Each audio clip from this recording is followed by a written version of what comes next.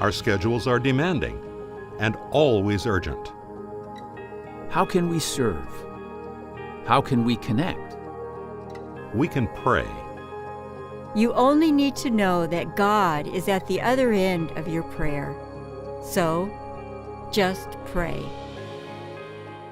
Prayer, for me, has always been a matter of listening more than speaking,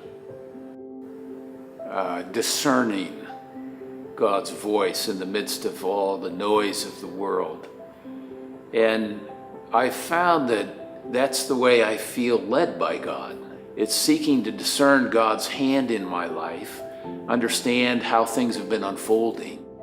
You know, I've always heard and agreed with the statement that you should pray like everything depends upon God and then work like everything depends upon you. And I think that combination of things makes a difference. Prayer does not leave you passive in life. We still have our part to play.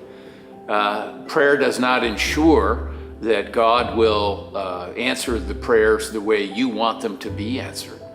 In many cases, I think prayer actually changes us more than the circumstances in life.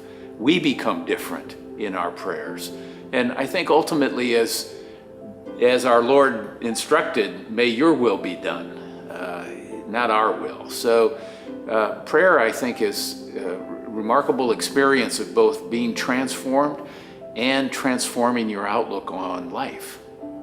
When I read in the New Testament, pray without ceasing in Thessalonians, I'm beginning to understand what that means and what that's like. I find myself easily praying in the car, in moments in between things, as I'm pondering decisions.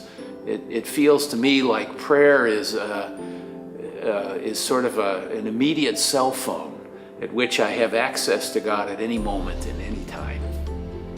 I think one of the ways that our lives would be different if we practiced prayer more faithfully and more regularly is that we would have a greater sense that life itself is worship, that the awesomeness of the creation and the Creator would be tied together in a new way.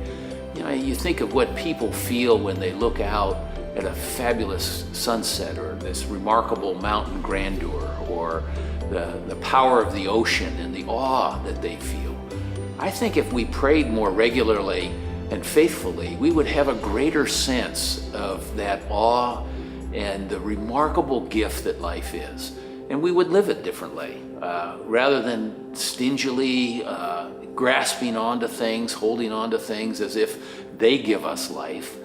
We'd have a different center of gravity, really, as a community.